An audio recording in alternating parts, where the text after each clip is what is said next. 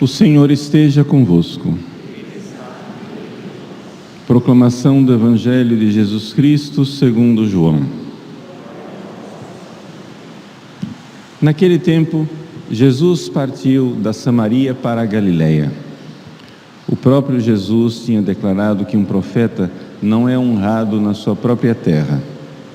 Quando então chegou a Galileia, os galileus receberam-no bem, porque tinham visto tudo que Jesus tinha feito em Jerusalém durante a festa, pois também eles tinham ido à festa. Assim Jesus voltou para Caná da Galileia, onde havia transformado a água em vinho. Havia em Cafarnaum um funcionário do rei que tinha um filho doente. Ouviu dizer que Jesus tinha vindo da Judéia para a Galileia. Ele saiu ao seu encontro e pediu-lhe que fosse a Cafarnaum para curar seu filho que estava morrendo. Jesus disse-lhe: se não virdes sinais e prodígios, não acreditais. O funcionário do rei disse: Senhor, desce, antes que meu filho morra. Jesus lhe disse: podes ir, teu filho está vivo. O homem acreditou na palavra de Jesus e foi embora. Enquanto descia para Cafarnaum, seus empregados foram ao seu encontro dizendo que o seu filho estava vivo. O funcionário perguntou a que horas o menino tinha melhorado. Eles responderam: a febre desapareceu ontem pela 1h. O pai verificou que tinha sido exatamente nessa mesma hora em que Jesus lhe havia dito: teu filho está vivo. Então ele abraçou a fé juntamente com a sua família, e esse foi o segundo sinal de Jesus. Realizou-o quando voltou da Judéia para a Galileia.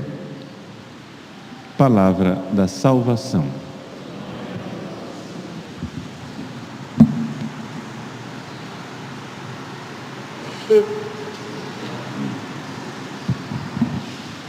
Meus queridos irmãos e irmãs, o Evangelho de hoje nos coloca diante da necessidade de crermos sem ver sinais. E aqui está uma das realidades que as pessoas, às vezes, vendo o Evangelho, não entendem. Jesus realiza milagres no Evangelho. E estes milagres são sinais iniciais para que as pessoas possam ter a fé. Mas é necessário que venha um momento em que a pessoa crê sem ter o sinal. Por quê? Porque Jesus quer que nós creiamos em algo muito mais profundo do que simplesmente em milagres. Vejam só onde é que está a coisa. Se nós temos aqui uma pessoa com poderes extraordinários, ela cura doentes. Você pede para Jesus, Jesus cura. Você pede para Jesus, Jesus faz. Ora, você está vendo que Jesus tem poderes fora do comum. Como ele faz essas coisas para o bem, ele não está fazendo para o mal, você pode deduzir: bom, não deve ser uma coisa do demônio, porque ele só está fazendo o bem, então deve ser, na verdade, algo de Deus. E aí você para, aí encalha o seu pensamento, ou seja, os milagres de Jesus nos levam a crer que Jesus é um homem que vem de Deus e que tem um poder que vem de Deus, e por aí parou. Mas Jesus quer muito mais. Jesus não é somente um homem que vem de Deus, Ele é Deus que vem ao homem. Jesus é o próprio Deus. E como que você leva uma pessoa a crer nisto? Que é exatamente a proposta escandalosa do cristianismo. Eu esses dias me encontrei com uma pessoa que não tinha fé,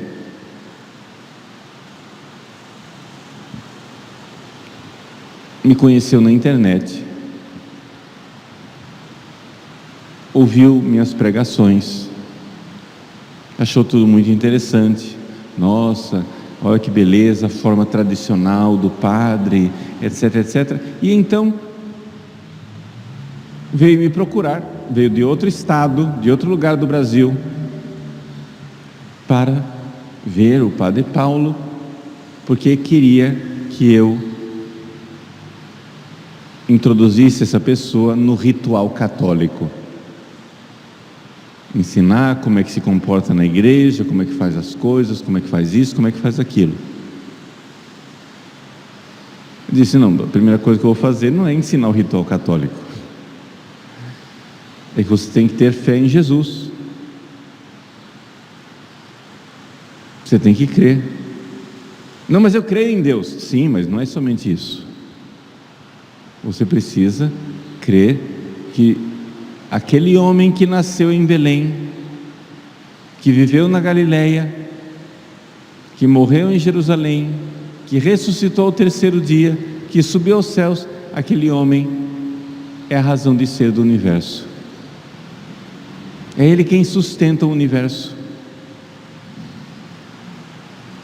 Aquela criança no braço de Nossa Senhora está sustentando o cosmos. Aquela criança está sustentando as galáxias. Ele é a razão de ser das árvores, dos pássaros, das nuvens. Ele é a razão de ser da história. Ele é a razão de ser da minha vida. Eu não me pertenço. Eu nasci para Ele. Eu nasci para me unir a Ele. E Ele veio a esse mundo e morreu na cruz para me salvar, porque nós todos estávamos condenados ao inferno. E se nós o aceitamos como Deus e Senhor, nós estamos no caminho da salvação. Precisamos confessar nossos pecados, ser batizado, confessar os pecados, viver na graça, receber os sacramentos e ir para o céu. Estava tudo muito bom, até que eu disse que Jesus era Deus.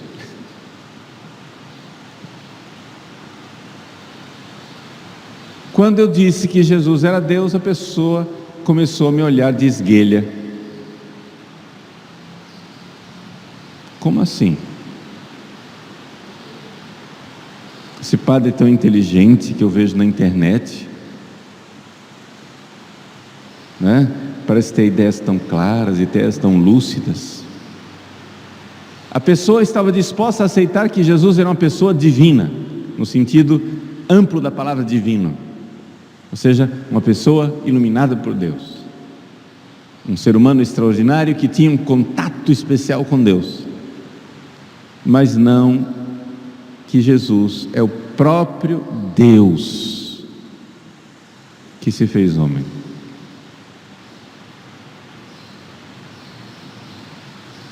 Eis aí o escândalo do cristianismo, eis aí a pedra de tropeço.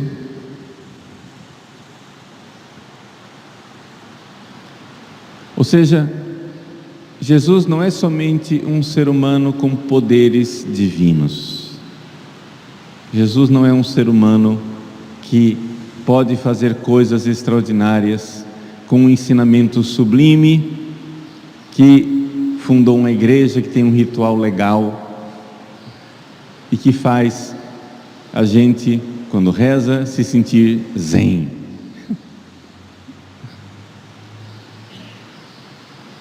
Jesus é Deus. E o que significa ter Jesus como Deus? As pessoas não se dão conta do que é ter um Deus de verdade. Se Deus existe, gente, eu não me pertenço. Se Deus existe, eu não sou para mim. Eu não sou dono de mim. Isso é importante. Se Deus existe, eu sou para Ele. E é por isso que a humanidade não está disposta a ter verdadeiramente Deus.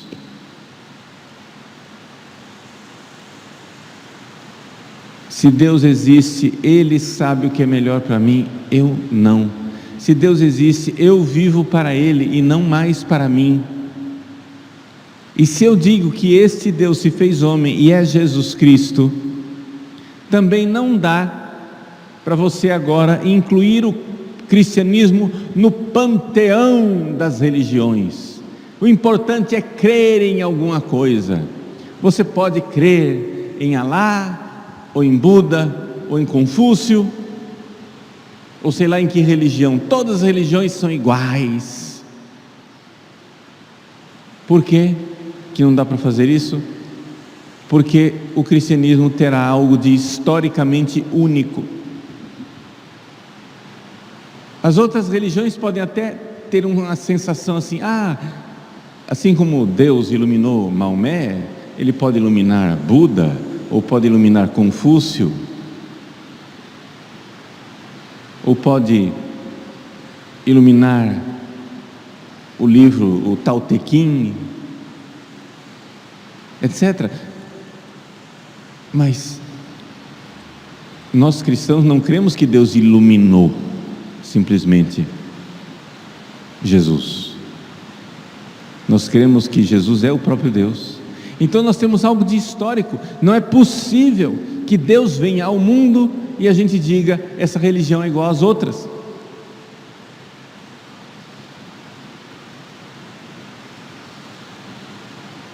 Se Deus veio ao mundo, essa religião tem uma coisa que nenhuma outra tem. E não somente. Uma vez que você é cristão e que você admite que Jesus é Deus e que Deus veio ao mundo e que, portanto, o cristianismo é a única religião do único Deus, quando você chega e diz, e esse Deus que se fez homem, deu a 12 apóstolos o poder de pegar um pedaço de pão e dizer, isso é meu corpo, um pouquinho de vinho e dizer, isso é o cálice do meu sangue, e então ele se torna presente, fisicamente presente. O Deus encarnado se torna presente no sacrário.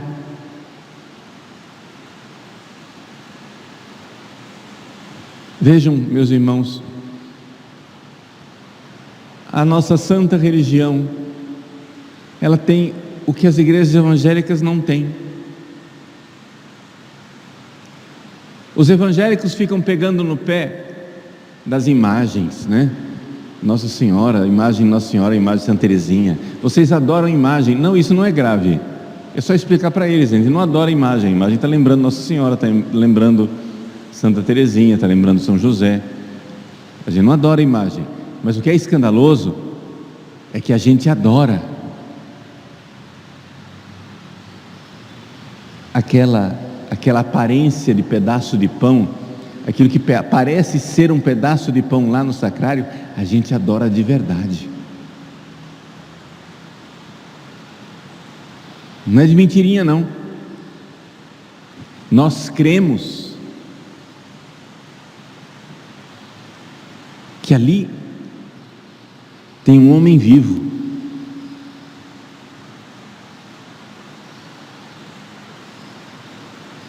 Nós cremos que dentro do sacrário tem sacramentalmente, misteriosamente, porém,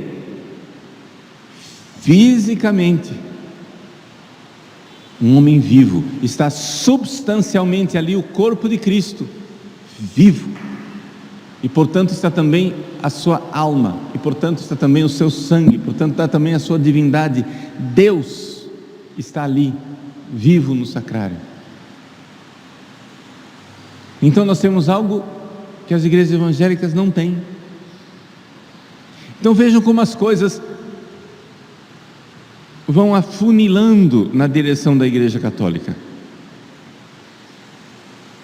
Não é à toa então que esta igreja é a igreja mais perseguida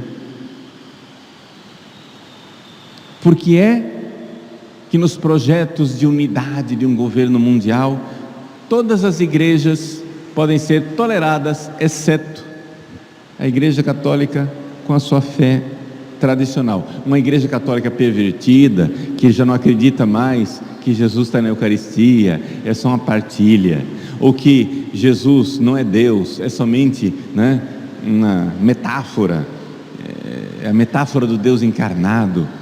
Esse tipo de igreja católica pervertida eles aceitam.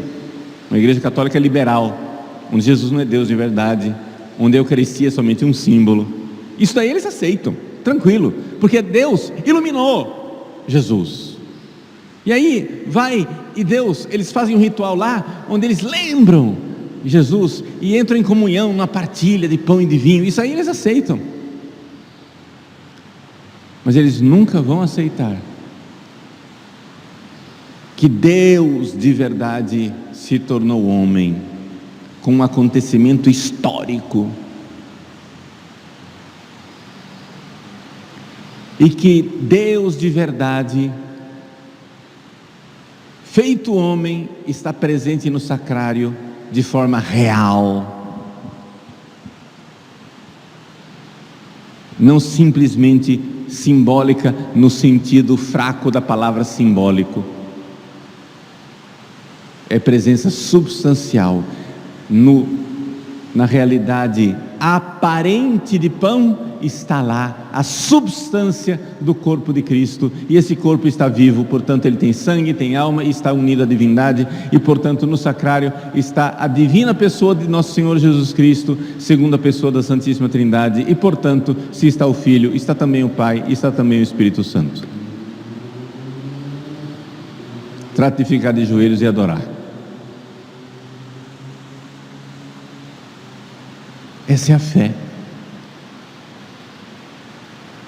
E é para esta fé que Jesus veio ao mundo, para fazer surgir essa fé. Então vocês entendem que isso daqui é muito mais do que um milagrinho. Os milagres, eles chamam a atenção das pessoas. Jesus no Evangelho, ele faz milagres, chama a atenção das pessoas, as pessoas começam a crer em alguma coisa, mas o que Jesus quer é que essas pessoas terminem crendo de verdade, que ele não somente é um profeta, um iluminado, ele é o próprio Filho de Deus, que veio a este mundo. Ele é o Criador do céu e da terra. Por ele todas as coisas foram feitas, e nada do que existe foi feito sem ele. E para nos salvar se fez homem e morreu na cruz, pagou o preço de nossos pecados, nos resgatou da escravidão de Satanás, e sem esse resgate nós estamos condenados ao inferno e à escravidão de Satanás para sempre. Precisamos ser resgatados por ele para termos o céu. Essa é a nossa fé. Eu estou falando coisas que vocês já creem, mas eu estou apresentando as coisas que vocês já têm fé, que vocês já creem, que vocês já sabem, e que vocês se deem conta de como é espantoso o que a gente crê,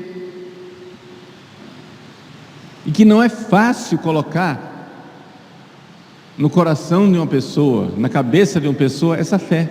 A gente precisa mesmo de uma graça divina. A fé, ela é infundida, ela é derramada, a gente reza. Eu rezo por essa pessoa que eu apresentei a fé, e ela ficou espantada, começou a me olhar assim de esguelha, como quem olha para um doido. O padre que ela via na internet, que ela admirava, de repente está diante dela dizendo coisas absurdas. Vamos rezar por tantas pessoas que têm dificuldade de crer. Quem crer e for batizado será salvo. Quem não crer será condenado, disse nosso Senhor. E essa é a nossa fé.